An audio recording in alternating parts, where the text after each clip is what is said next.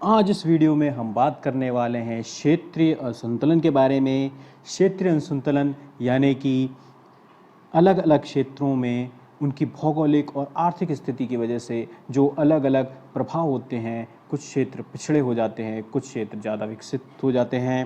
तो इनको हम जानेंगे, इनके क्या कारण हैं, हम देखेंगे क्षेत्रीय असंतुलन का क्या प्रभाव होता है, इसके लाभदायक प्रभाव क्या हैं और इसके हानिकारक प्रभाव क्या हैं।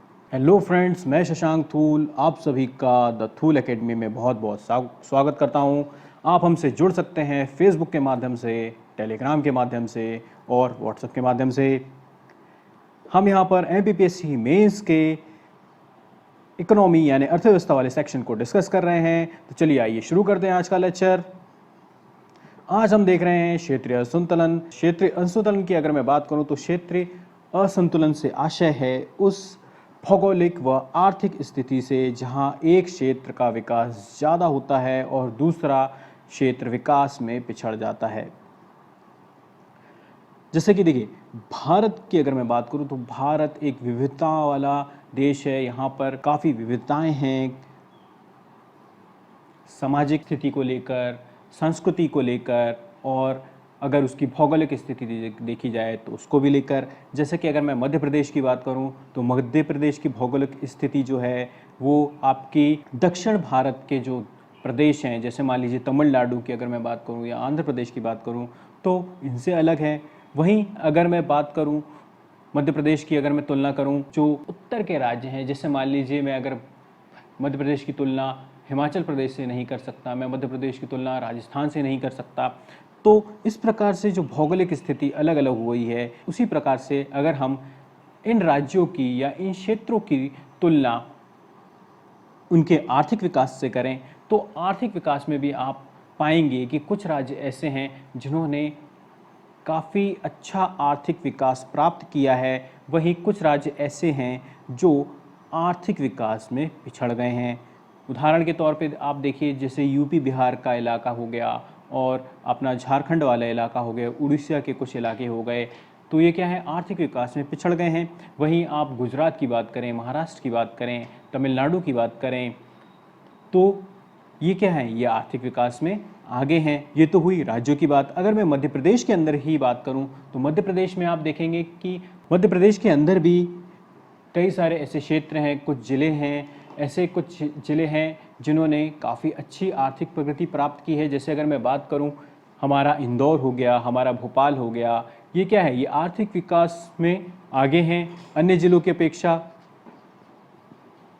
वहीं अगर मैं बात करूं, जैसे आगर मालवा की अगर मैं बात करूं या डिंडोरी उमरिया की बात करूं, तो यहाँ पर आर्थिक विकास उस स्तर पर नहीं हुआ है, या ये आर्थिक विकास में इंदौर की तुलना में, भोपाल की तुलना में अभी पिछड़े हुए हैं। तो ये जो अंतर आ जाता है क्षेत्रों में, ये जो असंतुलन है क्षेत्रों में, यही क्या कहलाता है, आपका क्षेत्रीय असंतुलन। चलिए अब हम देखते हैं क्षेत्रीय असंतुलन के क्या कारण हैं, इनको हम समझते हैं। पहला है प्राकृतिक संसाधन व इनका उपयोग। प्राकृतिक संसाधनों की बात करूं तो जैसे प्राकृतिक संसाधन में आपके आ जाते हैं जितने भी प्रकृति ने हमें जो भी चीज़ें दी हैं, नेचर ने हमें जो भी चीज़ दी है, वो सब प्राकृतिक संसाधन में आ जाती है। जैसे कि मिट्टी, पानी, हवा, पहाड़, और मिट्टी को खोदने के बाद या ज़मीन को खोदने के बाद उससे उसके अंदर से जो मिनरल्स निकलते हैं, जो खनिज निकलते हैं, वो क्या है, ये सब हमको प्रकृति ने दिया है। तो ये सारी चीज़ें क्या हो गई, प्राकृतिक संसाधन। ठीक है। अगर हम देखें, जो राज्य प्राकृतिक संसाधन से, खासतौर से ऐसे प्राकृतिक संसाधन जो ज़मीनों को खोद के निकलते हैं, जिन्हें हम खनिज कहते हैं, उनसे संपन्न हैं, तो उसका विकास हो जाता है। जैसे कि बहुत सारे ऐसे राज्य हैं जहाँ पर काफ़ी मात्रा में खनिज निकलता है। जैसे किसी राज्य से मान लीजिए कोयला बहुत निकलता है या कोयला अच्छा क्वालिटी का कोयला निकलता है, तो वो राज्य क्या करेगा, कोयला निकालेगा, उसे बेचेगा और उसको एक आर्थिक लाभ होगा और वो अपना विकास कर लेगा। या कोई राज्य ऐसा है जैसे जहाँ से मान लीजिए और कोई मिनरल, जैसे मान लीजिए पेट्रोलियम सबसे महंगा मिनरल है। अगर मान लीजिए किसी राज्य में खनिज के तौर पे पेट्रोलियम प्राप्त हो गया, अगर उसे पेट्रोलियम मिल गया तो वो क्या करेगा, पेट्रोलियम सबको बेच के वो अपना आर्थिक विकास कर लेगा। तो ये क्या है, एक कारण है कि उस राज्य में या उस क्षेत्र में अगर पर्याप्त मात्रा में खनिज संसाधन नहीं है या खनिज संसाधनों की या प्राकृतिक संसाधनों की कमी है तो वो राज्य या वो क्षेत्र अपना विकास नहीं कर पाता अन्य राज्यों की तुलना में। वहीं और एक चीज़ देखते हैं, ठीक है चलिए मान लीजिए आपके पास या उस क्षेत्र में काफ़ी मात्रा में खनिज हैं, प्राकृतिक संसाधन है, सब कुछ है, लेकिन आपके पास वो उचित तकनीक नहीं है या आपने उस खनिज संपदा का उचित दोहन नहीं कर पाया है। माफ़ कीजिएगा, दोहन अलग होता है और उचित दोहन अलग होता है, इसको ध्यान दीजिएगा। उचित दोहन यानी कि बिल्कुल सही चीज़, जैसे कि हमें खनिज तो निकालना ही है लेकिन इस प्रकार से निकालना है कि उससे प्रकृति का जो संतुलन है वो ना बिगड़े। तो उचित दोहन नहीं कर पाता है अगर मान लीजिए कोई राज्य या कोई क्षेत्र अपने यहाँ की प्राकृतिक संसाधनों का, तो भी वो विकास नहीं कर पाएगा। जैसे एक छोटा सा उदाहरण देता हूँ, जैसे इज़राइल, आपने सुना होगा इज़राइल वगैरह के बारे में। तो इज़राइल में क्या है, इज़राइल एक सूखा क्षेत्र है, वहाँ पर क्या होता है, वहाँ पर पानी की कमी होती है, लेकिन उन्होंने क्या किया, अपने टेक्नोलॉजी को इस प्रकार से विकसित कर लिया कि वो जो समुद्र का पानी है, समुद्र के पानी को वो मीठे पानी में कन्वर्ट कर लेते हैं या नई नई प्रकार की सिंचाई पद्धतियों को अपनाते हैं या उनका आविष्कार करते हैं जिससे कम से कम पानी में वो खेती कर पाएँ। जैसे कि आपने देखा होगा कि आपने सुना होगा ड्रिप सिंचाई के बारे में, ठीक है, जब हम सिंचाई वगैरह और कृषि वगैरह पढ़ेंगे तो इसको भी डिटेल में डिस्कस करेंगे। ड्रिप सिंचाई या टपक बूंद सिंचाई के बारे में सुना होगा। तो ये जो एक एक बूंद पानी दिया जा रहा है पेड़ पौधों को या फसलों को, तो ये सब कहाँ के ईजाद है, ये सब इज़राइल वगैरह की ईजाद है। वहाँ पे क्या है कि पानी की कमी है, तो उन्होंने क्या किया, उन्होंने अपने जो प्राकृतिक संसाधन थे उनका बहुत ही उचित तरीके से दोहन किया या बहुत ही हाई टेक्नोलॉजी या उचित तरीके से दोहन करके अपना क्या कर लिया, उसको अपने आप को विकसित कर लिया। तो इस प्रकार हमने देखा कि प्राकृतिक संसाधनों का व उसका उपयोग ठीक प्रकार से ना होने के कारण जो कुछ क्षेत्र होते हैं वो क्या हो जाते हैं, पिछड़े हो जाते हैं, और जो क्षेत्र इनका ठीक प्रकार से दोहन कर लेते हैं वो अपना आर्थिक विकास को प्राप्त कर लेते हैं। चलिए अगला देखते हैं। अगला है औद्योगिकीकरण। ये थोड़ा सा यहाँ पे सही नहीं आ रहा है, आपको जब पीडीएफ मिलेगी तो सही मिल जाएगा। औद्योगिकीकरण की बात करें तो इसका मतलब होता है इंडस्ट्रियलाइजेशन, उद्योग स्थापित होना। अब कुछ क्षेत्र ऐसे हैं जहाँ पर काफ़ी बड़ी मात्रा में उद्योग स्थापित हैं, जैसे कि आप मुंबई चले जाइए, आप महाराष्ट्र में देखिए, आप गुजरात में देखिए, आप तमिलनाडु में देखिए, वहाँ पे क्या है, बड़ी बड़ी उद्योग स्थापित है। गुजरात में आप बड़े बड़ी फैक्ट्री कंपनी, माफ़ कीजिए, बड़े बड़े कपड़ा फैक्ट्रीज़ हैं, बड़े बड़े व्यापारी बैठे हैं जो कपड़ा बना रहे हैं। उसी तरह आप महाराष्ट्र में चले जाइए तो वहाँ पर बड़ी बड़ी कंपनियाँ और फैक्ट्रीज़ आपको मिल जाएंगी। आप पश्चिम बंगाल चले जाइए तो वहाँ पे आपको बड़ी फैक्ट्रीज़ और बड़ी कंपनियाँ मिल जाएंगी। तो ये जो फैक्ट्रीज़ स्थापित हो रही हैं, ये फैक्ट्री क्या कहलाती हैं, औद्योगिकरण, यानी कि उद्योगों को स्थापित कर रही हैं। कुछ राज्य या कुछ क्षेत्र ऐसे हैं जहाँ औद्योगिकीकरण ज़्यादा हुआ है और कुछ राज्य ऐसे हैं या कुछ क्षेत्र ऐसे हैं जहाँ औद्योगिकीकरण कम हुआ है। जैसे कि अगर मैं भारत की बात करूँ तो भारत में आप अगर हमारा जो नॉर्थ ईस्ट वाला क्षेत्र है वहाँ पर आप देखिए, जहाँ पर मेघालय है, अरुणाचल प्रदेश है, नागालैंड है, तो वहाँ पर क्या उद्योग, बड़े बड़े फैक्ट्रीज़ और ये सब आपको देखने मिलते हैं, नहीं मिलते हैं। तो अगर वहाँ पर देखें तो इस वजह से वहाँ पर जो आर्थिक विकास है वो दिल्ली, मुंबई या आपका गुजरात जैसा नहीं हुआ है।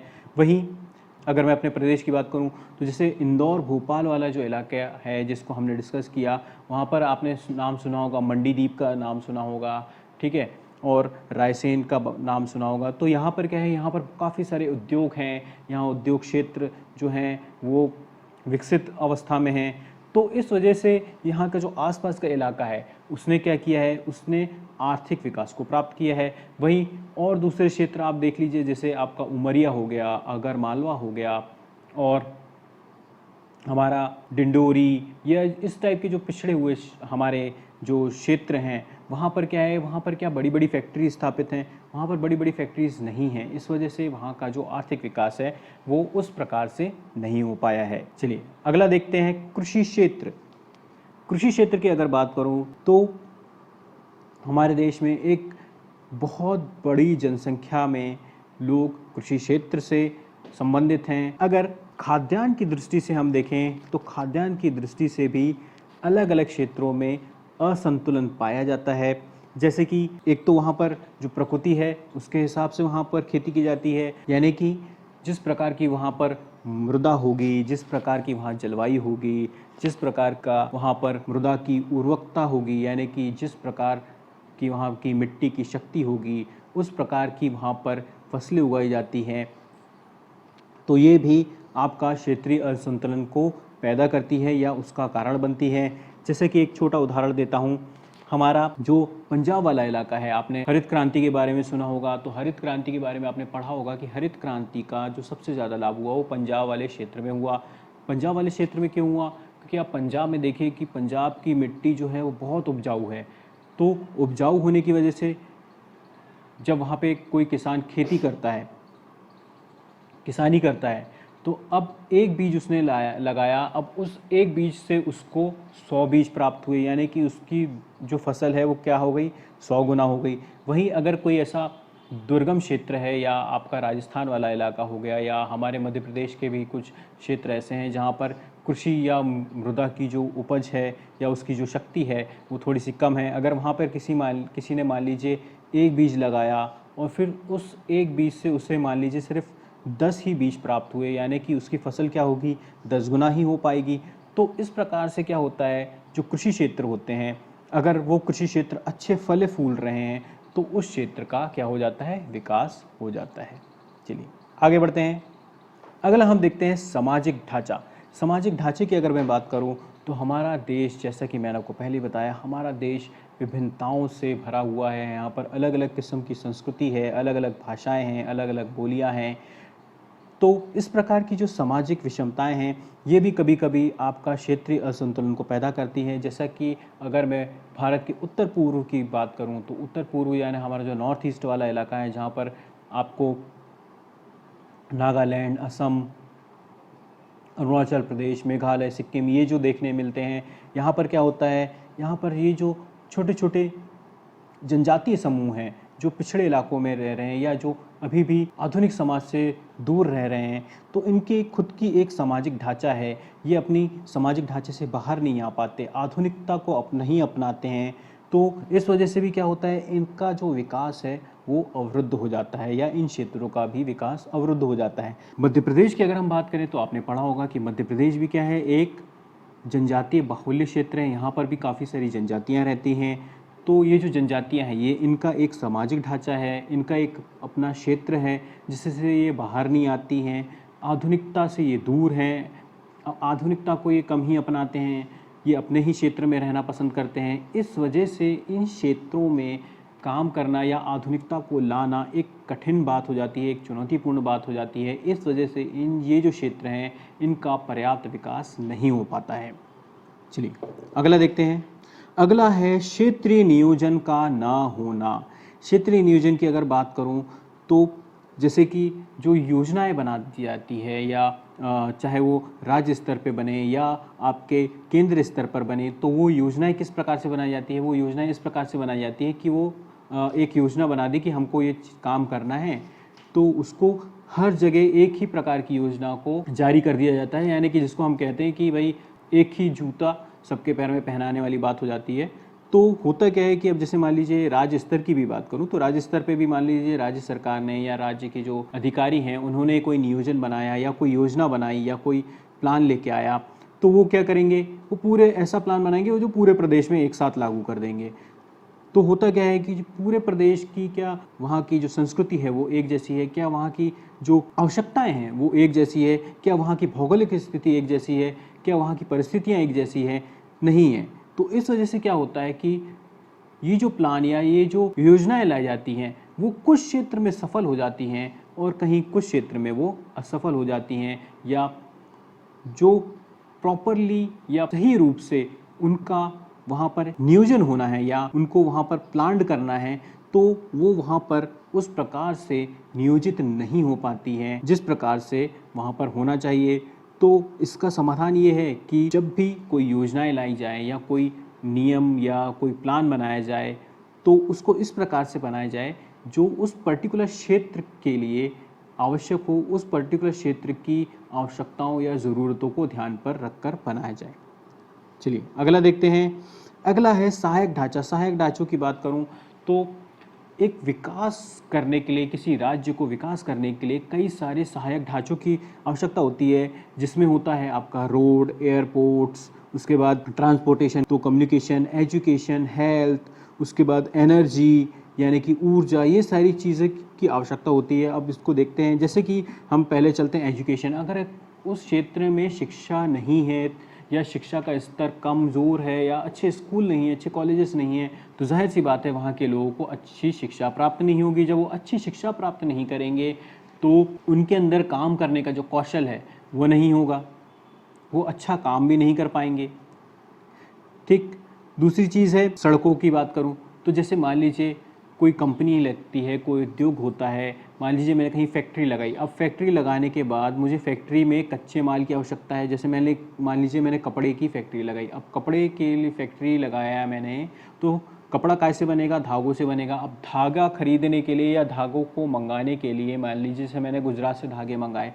अब गुजरात से यहाँ तक आने के लिए अगर मान लीजिए सड़क ही नहीं है, रोड ही नहीं है, ठीक है, तो क्या होगा? क्या मैं वहाँ पर फैक्ट्री चला पाऊँगा? नहीं चला पाऊँगा। मान लीजिए मैंने कपड़ा तैयार कर लिया जैसे तैसे, अब इस कपड़े को मुझे बेचना है या कहीं पहुँचाना है। मान लीजिए यहाँ से अब मुझे दक्षिण भारत की तरफ अपने कपड़े को बेचने के लिए भेजना है, लेकिन वहाँ तक जाने के लिए कोई सड़क मार्ग नहीं है, सड़क प्रॉपर नहीं है, रोड्स प्रॉपर नहीं है, तो मैं समय पे अपना माल तैयार करके वहाँ तक नहीं पहुँचा पाऊँगा। तो ऐसे में मैं अपना कोई उद्योग नहीं चला पाऊँगा। तो जो सड़कें हैं वो बहुत ज़रूरी होती हैं। फिर उसके बाद हमारे पास आता है एयरपोर्ट्स। एयरपोर्ट से क्या होता है, अगर मुझे मान लीजिए बाहर माल भेजना है, मान लीजिए मैंने कोई ऐसा प्रोडक्ट बनाया जिसकी डिमांड या जिसका मांग जो है वो विदेशों में है, तो विदेशों में अगर मैं भेजूँगा तो हो सकता है मैं एयरपोर्ट के माध्यम से भेजूँ या फिर एरोप्लेन से भेजूँ। फिर उसके अलावा आपने देखा होगा कि जो बड़े बड़े उद्योगपति हैं, जैसे अब मान लीजिए कोई अंबानी है, टाटा हैं, तो इनके पास इतना समय नहीं है कि भाई ये अपना ट्रेन से ट्रैवल करके अपना फैक्ट्री में जाके देखें कि आप काम फैक्ट्री में ठीक हो रहा है कि नहीं हो रहा है। तो ये कैसे जाना पसंद करेंगे? ये एयरपोर्ट से जाना पसंद करेंगे, जिनके पास भाई उनके पास खुद का प्लेन है, इतना पैसा है इनके पास कि भाई इनके पास खुद का प्लेन है। अब इनने कहीं फैक्ट्री डाली तो अब होगा क्या कि मान लीजिए जैसे उनने जबलपुर में फैक्ट्री डाली, अब जबलपुर में एयरपोर्ट नहीं है, तो वो कैसे मॉनिटरिंग करने आएंगे कि भाई उनका फैक्ट्री सही चल रहा है कि नहीं चल रहा है? अब बाय ट्रेन से आएंगे, अगर ट्रेन से आना जाना करेंगे या बाय रोड आना जाना करेंगे तो उनका काफ़ी समय जो होगा वो नष्ट हो जाएगा। तो इस वजह से वो क्या करेंगे कि भाई चलो यार ऐसी जगह फैक्ट्री हम नहीं डालते हैं, क्योंकि यहाँ आना जाना नहीं कर पाएंगे, हम मॉनिटरिंग नहीं कर पाएंगे, तो हमें कैसा पता चलेगा कि हमारी फैक्ट्री सही काम कर रही है कि नहीं कर रही है। अगर उसको लॉस हो रहा है तो वाकई उसको इतना लॉस हो रहा है कि नहीं हो रहा है। तो ये सारे काम करने के लिए उनको बड़ी दिक्कत होगी। तो वो क्या करेंगे, ऐसी जगह अपनी कंपनी या ऐसी जगह अपनी फैक्ट्री स्थापित करेंगे जहाँ पर वो आसानी से आ जा सकें। यही वजह है कि आप जैसे दिल्ली, मुंबई और जो इस टाइप के जो मेट्रो सिटीज़ जिनको हम कहते हैं, यहाँ पर जो कम्युनिकेशन है या ट्रांसपोर्टेशन इतना फास्ट है, यानी कि जो यातायात है बहुत तेज़ है। क्यों? क्योंकि आप वहाँ पे प्लेन से जा सकते हैं, आप वहाँ पे ट्रेन से जा सकते हैं, आप वहाँ पे बाय रोड जा सकते हैं, आप मेट्रोस बिछ गई है, मेट्रो लाइन बिछ गई है तो आप मेट्रो ट्रेन से जा सकते हैं। तो आप तेज़ी से वहाँ पर पहुँचना चाहेंगे। जब आप तेज़ी से वहाँ पहुँचेंगे तो आपका जो आने जाने में जो समय है वो कम खर्चा होगा, तो आप अपना जो समय है वो ज़्यादा से ज़्यादा अपने बिज़नेस पे, अपने उद्योग पे, अपने काम पर खर्चा कर पाएंगे। तो यही वजह होती है कि जो बड़े बड़े उद्योगपति होते हैं वो क्या करते हैं, वो ऐसी जगह अपना उद्योग स्थापित करना पसंद करते हैं जहाँ पर वो आसानी से उस पर निगरानी कर सके। जब उनकी इच्छा हो वो वहाँ पर जाकर विज़िट कर सके, देख सके कि भाई मेरा जो बिज़नेस है या जो फैक्ट्री है वो सही तरीके से काम कर रही है कि नहीं कर रही है। उसके बाद फिर होती है ऊर्जा की। अगर हम बात करें तो ऊर्जा, जैसा कि मैंने बात की, कोई फैक्ट्री अगर चलेगी, कुछ मान लीजिए कोई उद्योग स्थापित है या ऑफिस भी आपने डाला, लेकिन अब मान लीजिए ऑफिस में लाइट ही नहीं आ रही है, 2-2, 3-3 घंटा रोज़ गोल होती है, तो ऐसे में क्या आप अपना काम उस प्रोडक्टिविटी के साथ, उस उत्पादकता के साथ कर पाएंगे? नहीं कर पाएंगे। क्योंकि अब जैसे मान लीजिए आपने कोई बहुत भारी उद्योग या कोई बड़ी फैक्ट्री लगा दी, अब उस फैक्ट्री में बिजली आती है, फिर 2-3 घंटा गोल हो जाती है, फिर या फिर आसपास ट्रांसफार्मर नहीं है, कभी किसी ने बिजली की तार काट दी, या आपका प्रॉपरली वहाँ पर आपको सही तरीके से जो बिजली की उपलब्धता है या ऊर्जा की उपलब्धता है वो नहीं हो पा रही है, तो ऐसी स्थिति में आप अपनी फैक्ट्री या अपना उद्योग नहीं चला पाएंगे। चलिए, तो हमने देखे क्षेत्रीय असंतुलन के कारणों को, अब हम देखते हैं क्षेत्रीय असंतुलन के प्रभाव को। क्षेत्रीय असंतुलन के प्रभाव की अगर मैं बात करूं तो इसके प्रभाव को दो प्रकार से विभाजित किया जाता है। पहला है लाभकारी प्रभाव और दूसरा है हानिकारक प्रभाव। लाभकारी प्रभाव की अगर मैं बात करूं तो इसके दो प्रकार हैं, एक है आर्थिक विकास और दूसरा है नए उत्पादनों को प्रोत्साहन। अब इसको देखते हैं लाभकारी प्रभाव किस प्रकार से होते हैं। अगर किसी देश की आर्थिक विकास की हम बात करें तो आर्थिक विकास जैसे कि आपका हो गया पूंजी, उन्नत तकनीक, तो ये सारी चीज़ें क्या होती है, वो उसके पास सीमित मात्रा में होती है। तो इस प्रकार इस सीमित मात्रा में उपलब्ध जो पूंजी है, जो तकनीक है, उसको हर क्षेत्र में विकास के लिए लगाया जा सकता है, वो भी एक साथ नहीं लगाया जा सकता। तो इस वजह से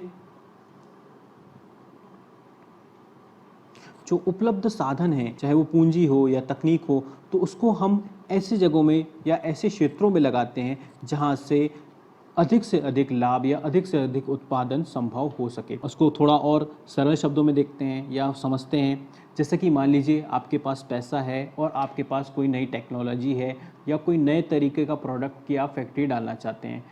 आपके पास जो टेक्नोलॉजी है वो भी सीमित है और पैसा भी आपके पास सीमित है, तो आप क्या करेंगे, आप उसका इन्वेस्टमेंट या आप अपनी फैक्ट्री या अपना ऑफिस ऐसी जगह खोलना चाहेंगे जहां से आपको ज़्यादा से ज़्यादा लाभ हो। तो होता क्या है कि जनरली आपने देखा होगा कि समुद्र तट के किनारे जो शहर लगे होते हैं वहाँ पर ज़्यादा से ज़्यादा फैक्ट्री स्थापित होती है। उसका कारण एक ये होता है कि अगर आपको अपना माल बाहर भेजना हो, माफ़ कीजिएगा, बाहर भेजना हो, जैसे कि आपको अपना अमेरिका में भेजना है, एशिया देशों में भेजना है, यूरोप के देशों में भेजना है, तो सबसे सस्ता साधन जो होता है वो होता है जल मार्ग वाला। तो ये जो शहर होते हैं, जो सड़क, माफ़ कीजिएगा, जो समुद्र के किनारे लगे होते हैं, वहाँ पर क्या किया जाता है, वहाँ पर फैक्ट्री स्थापित की जाती है। फिर बड़े बड़े जहाज़ों में इन तैयार माल को लाद कर जहाँ पर भी या जिस भी देश में भेजना है वहाँ पर भेजा जाता है।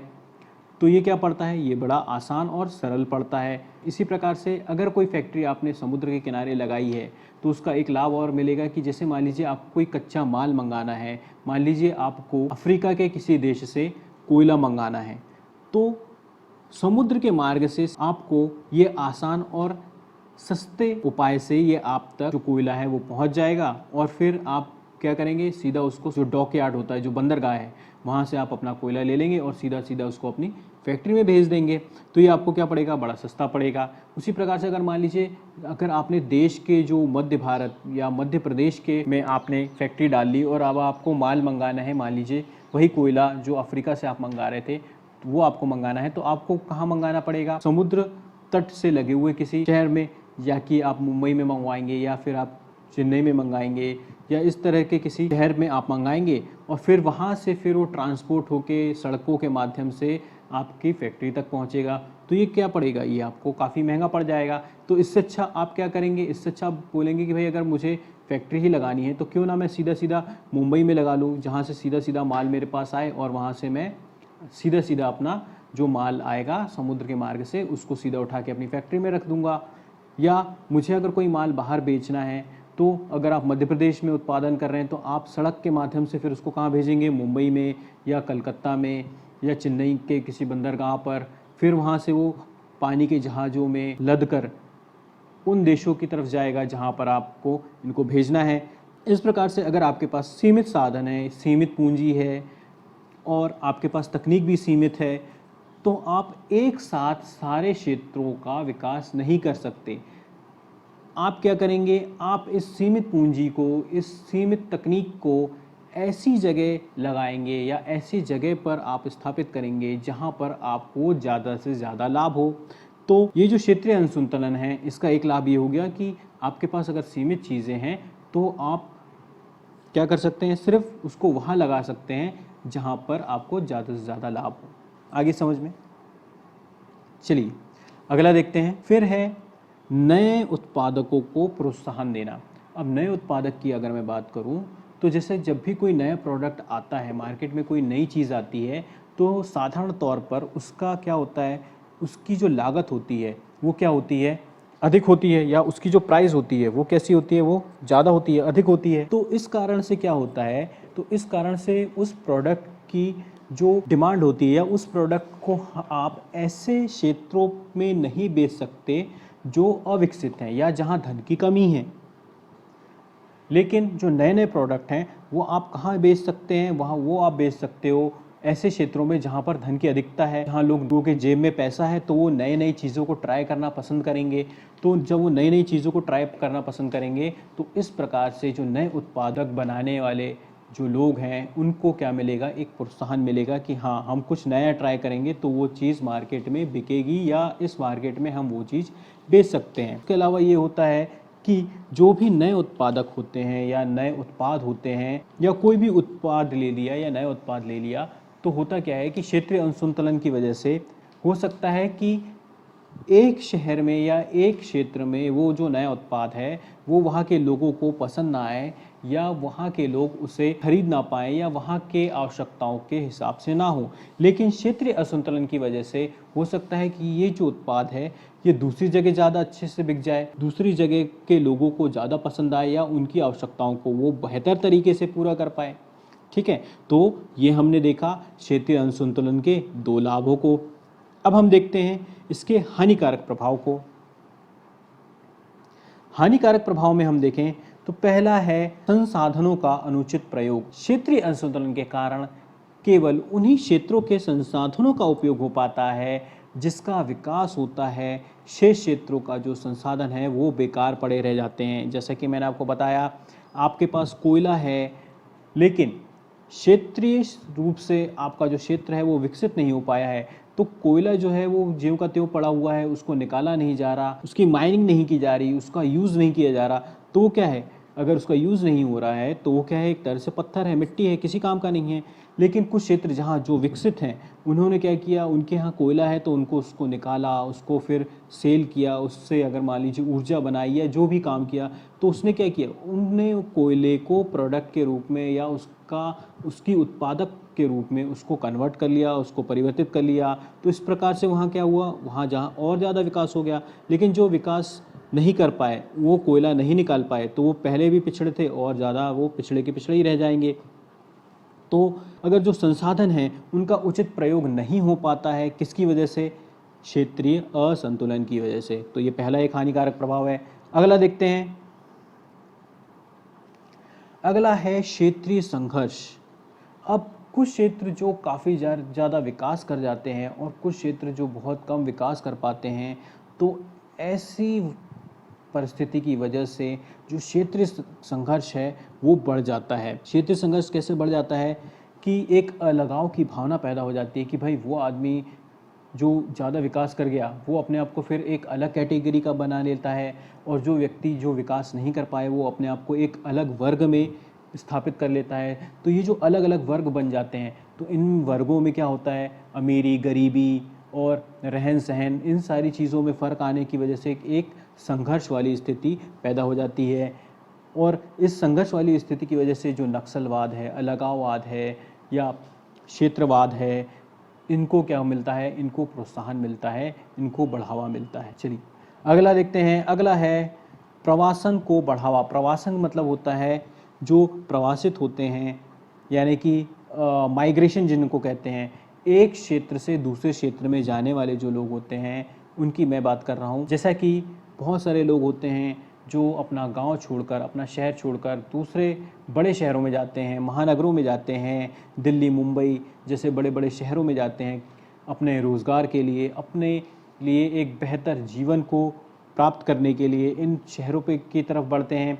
तो ये क्या है, प्रवासन। जब वो अपना क्षेत्र छोड़कर, स्थायी रूप से छोड़कर दूसरे शहर में या दूसरी जगह पे जाकर रहने लगते हैं, वहाँ रोज़गार करने लगते हैं, वहाँ बस जाते हैं, तो ये क्या कहलाता है, प्रवासन कहलाता है।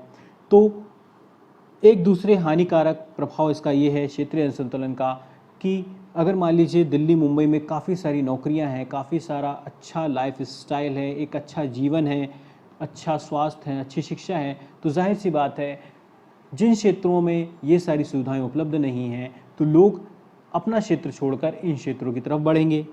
तो ये क्या करता है, क्षेत्रीय अनुसंधान प्रवासन को बढ़ावा देता है। फिर उसी के बाद प्रवासन के साथ एक और चीज़ हम मिक्स करते हैं जिसको क्षेत्रीय संघर्ष हम कहते हैं। अब प्रवासन होगा तो क्या होगा कि वहाँ के जो लोकल लोग होंगे, वहाँ के जो लोग होंगे, वो जो बाहर से लोग आए हैं उनका क्या करेंगे, उनका विरोध करेंगे, क्योंकि जब उस जगह पर या उस क्षेत्र पर लोग जाएंगे तो वहाँ के जो सीमित संसाधन हैं उन पर दबाव पड़ेगा। जैसे आपने देखा होगा मुंबई, दिल्ली जैसे जो बड़े बड़े महानगर हैं, वहाँ पर क्या होता है, बड़ी बड़ी बिल्डिंग्स होती हैं। बिल्डिंग्स बड़ी बड़ी इसलिए बनाई जाती है कि एक ही बिल्डिंग में 100 फ्लैट हैं तो वहाँ पर एक ही ज़मीन पर 100 लोग रह रहे हैं या 100 परिवार रह रहे हैं। अब वहाँ पर मुंबई में या उस महानगर में क्या हो रहा है, ज़मीन जो है वो सीमित है, तो लोगों को ज़्यादा से ज़्यादा लोग अगर वहाँ पे आएंगे, उनके आवास की समस्या है वो उत्पन्न होगी। उसके अलावा वहाँ पे जो जल है वो भी सीमित है, तो जल की समस्या वहाँ पर होगी। इसके अलावा और भी जितने भी संसाधन हैं उन पर जैसे जैसे उस शहर में जनसंख्या बढ़ती जाएगी उन पर क्या होगा, दबाव बढ़ेगा। जब दबाव बढ़ेगा और वहाँ के जो स्थानीय लोग हैं, वहाँ के जो लोकल लोग हैं, उनको वो संसाधन प्राप्त नहीं होंगे, तो वो जो बाहर से आने वाले लोग हैं, जो प्रवासन करके प्रवासित होकर आए हैं, तो वो क्या होगा, स्थानीय लोगों में और बाहर से आए हुए लोगों में क्या होगा, संघर्ष की स्थिति पैदा होगी। जैसा आपने कई बार देखा होगा कि भाई मुंबई में क्या होता है, मुंबई में जो यूपी बिहार से लोग जाते हैं, मुंबई के लोग उनका विरोध करते हैं कि भाई आप लोग यहाँ से बाहर से लोग क्यों आ रहे हैं। उसी तरह से आपने देखा होगा कि जो हमारे नॉर्थ ईस्ट वाले इलाके हैं, वहाँ से भी जब कोई बाहर से व्यक्ति जाता है तो वहाँ पर एक संघर्ष वाली स्थिति बनती है कि भाई बाहर से वो लोगों को अपने क्षेत्र में आने से रोकते हैं। तो इस प्रकार की संघर्ष वाली स्थिति बनती है। न्यूज़ में लगातार आपको छुटपुट इस टाइप की घटनाएं आपको देखने मिल जाती हैं। चलिए अगला देखते हैं। अगला है नैतिक पतन। नैतिक पतन की अगर मैं बात करूं तो नैतिक पतन में क्या होता है, जैसे कि कोई क्षेत्र है या कोई शहर है जहां पर काफ़ी सारा विकास हुआ है, काफ़ी अच्छा विकास हुआ है, तो वहां के लोग क्या होते हैं, वहां के लोगों की आर्थिक स्थिति काफ़ी बेहतर हो जाती है। जब आर्थिक स्थिति बेहतर हो जाती है, पैसा आने लगता है, तो वो कई सारी चीज़ों में या अनैतिक चीज़ों में क्या हो जाते हैं, इन्वॉल्व होने लगते हैं। जैसे कि आपने देखा होगा कि जैसे ड्रग्स हो गया, शराब हो गया, उसके बाद वेश्यावृत्ति हो गई, ये बड़े बड़े शहरों में काफ़ी देखने को मिलता है, बड़ी मात्रा में देखने को मिलता है। उसके अलावा फिर क्या होता है, वहाँ पर गैंग वॉर और अपना माफिया, ये सारी चीज़ें भी वहाँ पर पनपने लगती है। ज़्यादा से ज़्यादा पैसा और बेहतर और ऐशो आराम की ज़िंदगी जीने के लिए लोग अनुचित तरीके का प्रयोग करने लगते हैं बड़े शहरों में। उसके अलावा जब छोटे और अविकसित शहर के जो लोग होते हैं, जिनकी आय कम होती है, जब वो ऐसे क्षेत्रों में जाते हैं या उनकी लाइफस्टाइल्स को प्रभावित होते हैं, तो वो भी उस तरह के लाइफस्टाइल को जीने के लिए या उस तरह के जीवन शैली को जीने के लिए या एक रातों रात, जिसको हम कहते हैं कि रातों रात अमीर बनने के लिए, वो भी क्या करते हैं कि अनुचित तरीकों का प्रयोग करते हैं। चोरी, डकैती या वेश्यावृत्ति, इस तरह की चीज़ें फिर वहाँ पर पनपने लगती हैं। तो ये देखा हमने क्षेत्रीय अंशुधन के प्रभाव। अब क्षेत्रीय अंशुधन के लिए हम कुछ सुझाव देखते हैं। पहला है, विशेष क्षेत्रीय नियोजन को अपनाया जाए और क्षेत्रीय समस्याओं के आधार पर योजना बनाई जाए, जिसको हमने पहले भी डिस्कस किया कि योजनाएं ऐसी बनाई जाएं जो क्षेत्र विशेष के लिए हो, उस क्षेत्र की आवश्यकताओं को, उस क्षेत्र की ज़रूरतों को या उस क्षेत्र के विकास को जो बढ़ावा दे। फिर है समावेशी विकास, सभी वर्ग व सभी क्षेत्र का विकास हो। ऐसी योजनाएं, ऐसे नियम, ऐसे कार्यक्रम लाए जाएं जिससे समावेशी विकास हो। समावेशी विकास क्या होता है, इसको हमने पहले लेक्चर में काफ़ी डिटेल में डिस्कस किया था। तो ऐसा काम होना चाहिए कि समावेशी विकास हो, सभी वर्ग जो हैं, जो सभी क्षेत्र हैं, सभी का विकास होना चाहिए। ऐसे नियम या ऐसे कार्यक्रम को लाना चाहिए। फिर है, क्षेत्रीय स्तर पर औद्योगिकरण हेतु विशेष सहायता देना चाहिए। क्षेत्र स्तर जहाँ पर औद्योगिकीकरण नहीं हुआ है, जहाँ उद्योग स्थापित नहीं हुए हैं, तो वहाँ पर उद्योग स्थापित करने के लिए, उस क्षेत्र का औद्योगिकरण करने के लिए एक विशेष सहायता देनी चाहिए सरकार को, केंद्र सरकार को, राज्य सरकार को। जो स्थानीय नियोजन हैं, जैसा कि पंचायत हो गए, नगर निगम हो गए या ग्राम पंचायतें हो गई, उनको एक सशक्त इकाई के तौर पे बनाना चाहिए। उनको इस प्रकार की शक्तियाँ प्रदान की जानी चाहिए या उनको अधिक से अधिक शक्ति दी जानी चाहिए, जिससे वो अपने क्षेत्र का विकास कर सकें, वहाँ पर आर्थिक नियोजन ला सकें, यहाँ पर जो डेवलपमेंट वाले कार्य हैं, जो विकासात्मक कार्य हैं, उनको वो वहाँ पर कर सकें। तो ये था आज का लेक्चर। आपको आगामी परीक्षाओं के लिए ढेरों शुभकामनाएं। अपना ख्याल रखिए, अपनों का ख्याल रखिए। मिलते हैं अब अगले लेक्चर में, तब तक के लिए जय हिंद, जय भारत।